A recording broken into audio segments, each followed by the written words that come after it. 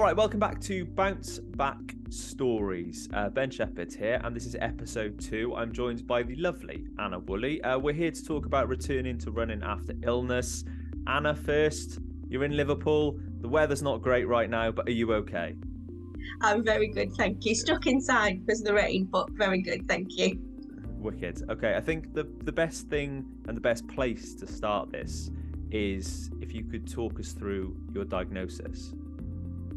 Yeah, so it was 2021 now, so it feels like quite a long time ago.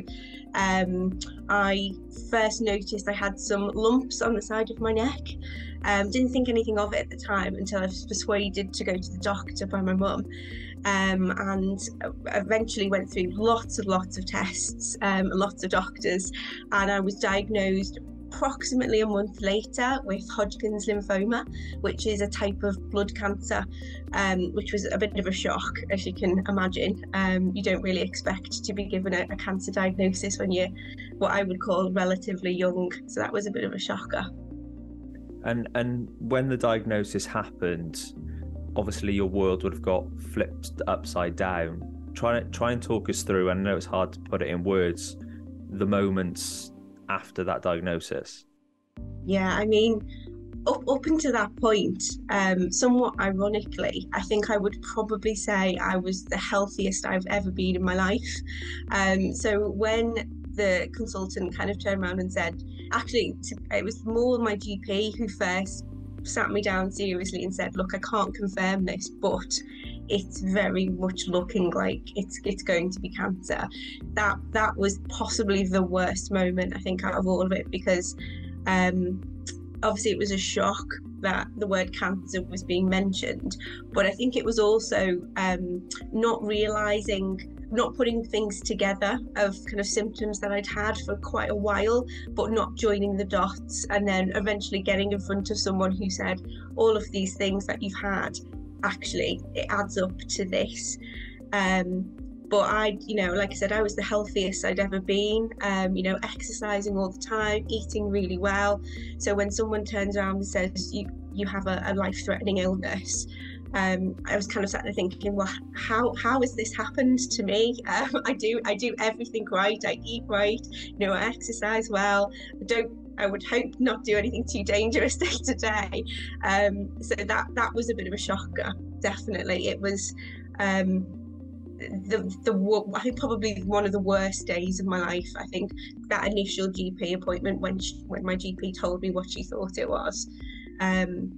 And then after that, ironically, it got a bit better because I found out a little bit more about what I was up against and what was going to happen when I kind of started treatment.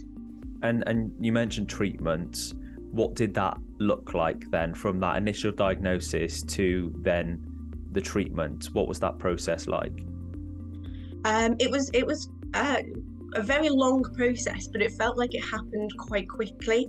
So once I'd kind of been referred to hospital for my initial tests, everything just happened so fast, which was absolutely brilliant, and it's massive credit to our health system, how efficiently everything ran. Because my consultants told me the type of cancer that I had and its location, so I had it in my neck and in my chest, but quite close to my heart, meant that I'd have to have chemotherapy, but I was ruled out from having radiotherapy as a form of treatment because of the location in my chest. It was too close to the heart muscle, so it was too dangerous. So I'd have a longer period of chemotherapy. But one of the many side effects of chemotherapy, unfortunately, is it's potentially quite harmful to your fertility. So even before I had to start the chemotherapy, I had to go through sort of fertility salvaging treatment almost straight away, which was quite intensive and quite involved a lot of hospital visits, and that was roughly from sort of December to January, a very, very expedited process that a lot of people will take a lot longer to go through, but I kind of had all squashed into 2 months before I actually started my 6 months of chemotherapy at the end of January 2022. So even before I got onto the treatment, I'd had so many procedures already, so many all kinds of things going on even before I'd had my very first chemotherapy dose. So it was a lot, and it was very, very quickly.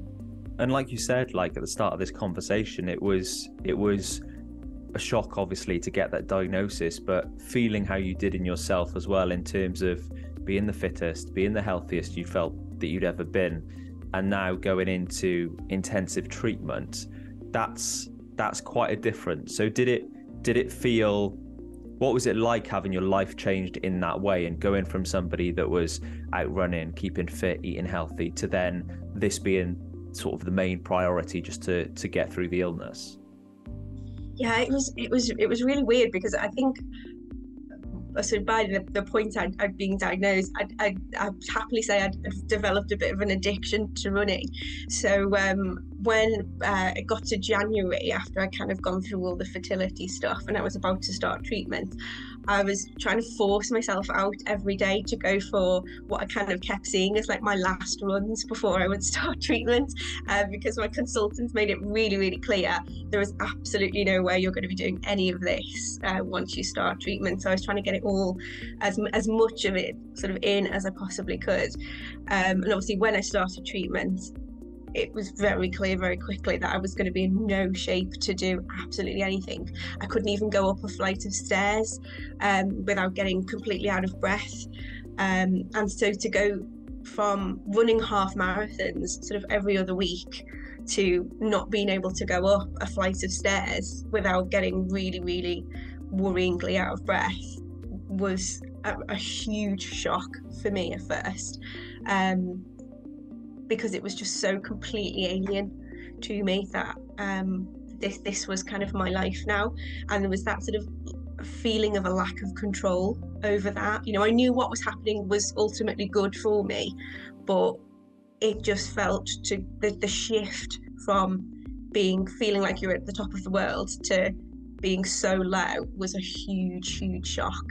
And it took a while to get used to, mentally and physically. I think it took probably a good couple of treatments in to kind of really go, you've just got to last the course on this. And then when you've done it, ultimately you're going to be able to restart, you know, doing what you enjoy, getting back out there, feeling healthier again. And that was kind of a really good motivation for me throughout the whole sort of 6 months of treatment that I had. Yeah, like you said, it must have been such just a fundamental shift in how you think, because you've gone from, like you say, running a half marathon kind of every other week, and that being such a big part of your life, to now not only being told you shouldn't do it, but actually physically not being able to do it. So how was it? How did you manage to deal with that? Did you look forward to the future, and did you look forward to post-treatment and being able to get back out there again? Or was it just very much like, look, I need to focus on the here and now, and we'll see if I can get back out there in the future? I think it was a bit of both, really. I mean, obviously, at that point, when I'd started treatment, my kind of attitude towards it was, do you know something? It's just something that has to be done. It's good for me. It doesn't feel like it, and obviously, I can honestly say it's one of the worst things I've ever done. You know, the feeling of it, the side effects were horrific, but ultimately I knew it was being done for my best interests and it would be good for me. So my attitude with things I don't necessarily enjoy is just to battle through them and to get it done like a tick list. So that was kind of always in my mind. And I was very lucky that I had my family around me, my husband and my parents, who were, you know, always trying to look after me as well. So that helped beyond measure. But then the thought never occurred to me that when I finished treatment I wouldn't be able to go back to running. It never crossed my mind that I wouldn't be able to do it. Whether that was a good thing or a bad thing, I don't know, because I've had a lot of people come out of it, you know, with, you know, permanent sort of side effects. I'm very lucky I haven't come out with, you know, a lot of the side effects that a lot of other people have.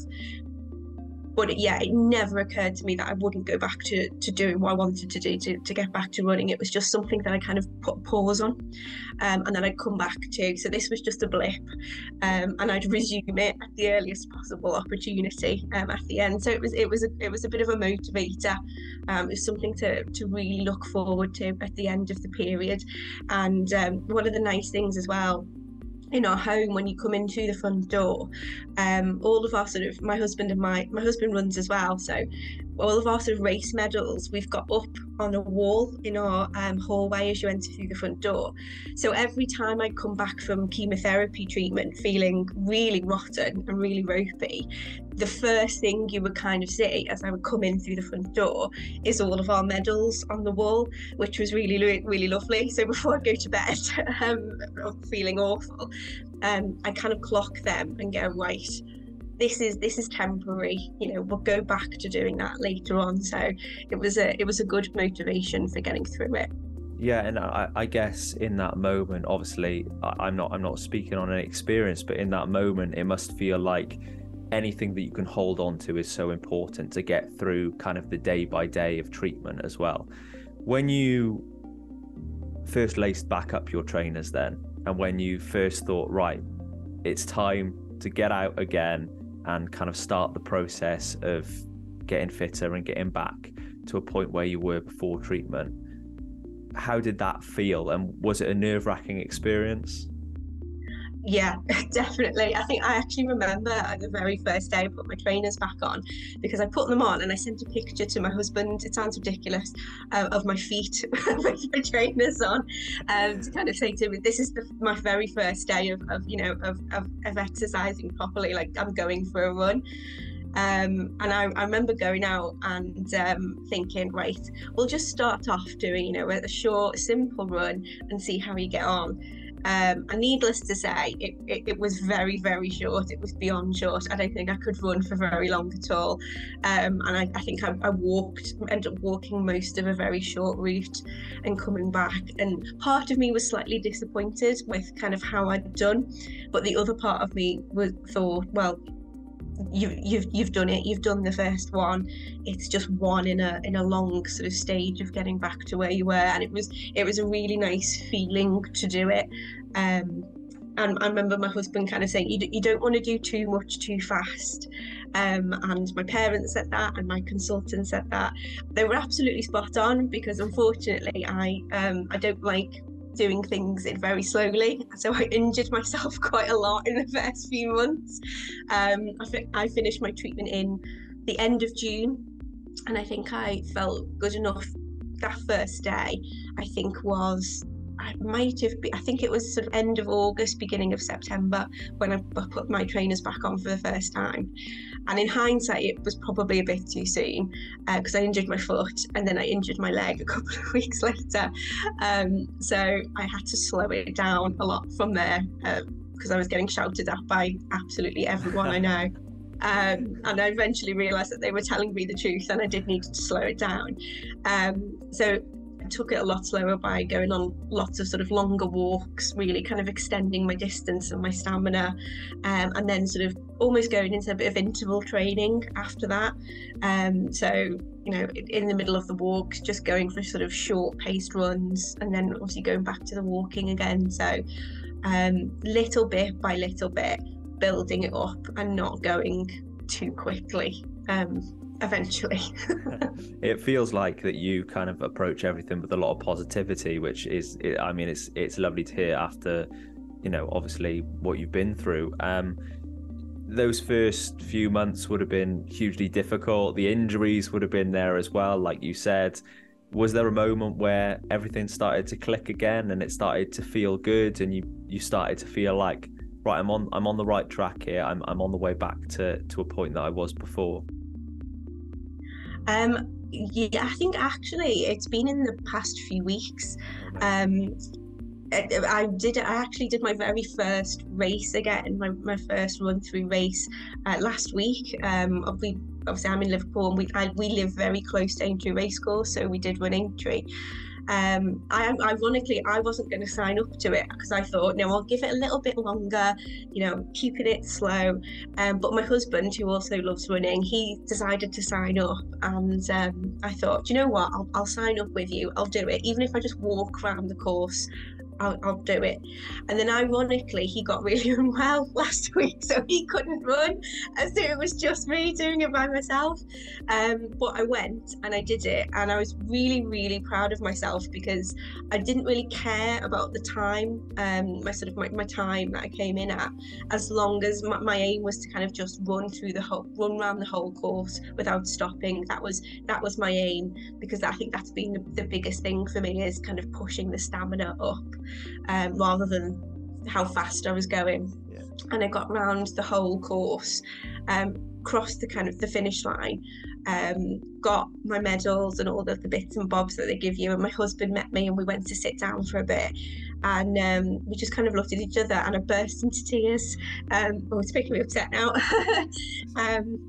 That was a really nice moment. That kind of really brought it home that I was kind of getting back to where I was. I'm definitely not back to where I started, that point before I started my treatment, but I'm definitely on the way there. So that was a really nice moment, a really good milestone, I think. And it's brick by brick and day by day and run by run, and you will get back to that point again, but that moment must have felt so special, and also for your husband to be there, who I would imagine has supported you through the last couple of years. Just, it must have felt a little bit like a climax to everything that you've been building to a point, and then you're there, you've crossed the line, you've finished. It must just have been an outpouring of emotion, if you will.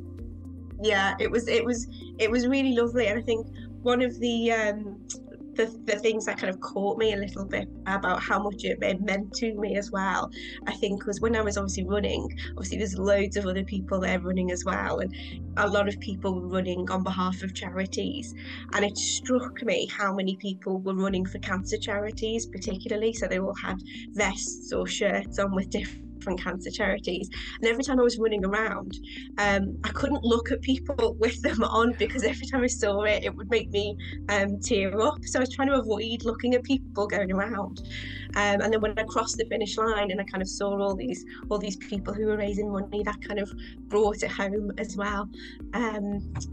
So yeah, it was kind of a lot of things kind of joining together that really kind of made it a bit of a milestone moment, which was really, really lovely.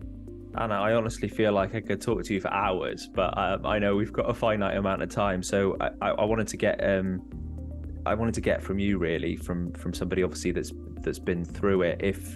If somebody is facing illness and a diagnosis that maybe they weren't expecting, and they were in a similar place or are in a similar place to where you were, fit and healthy, how would you go about offering maybe some advice to them to get through the day by day and then return to a point post treatment as well?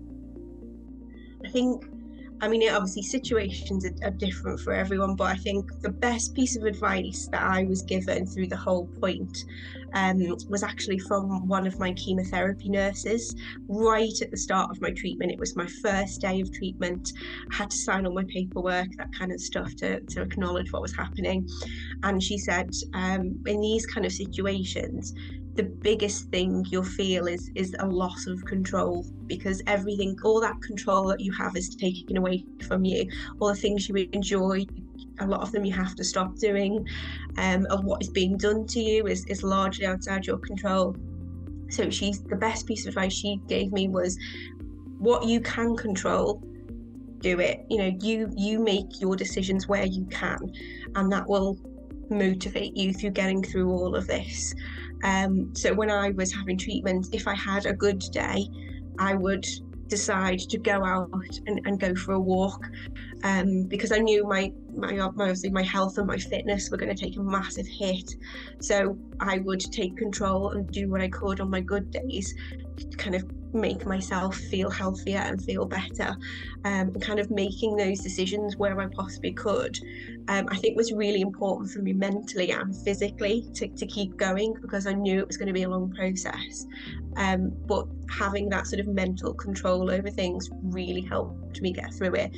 And so that would be my piece of advice to anyone going through a similar situation, is find the things that you can control, and really, really put your stamp on them, and it'll really help you, I think, get to the end of the process where you possibly can.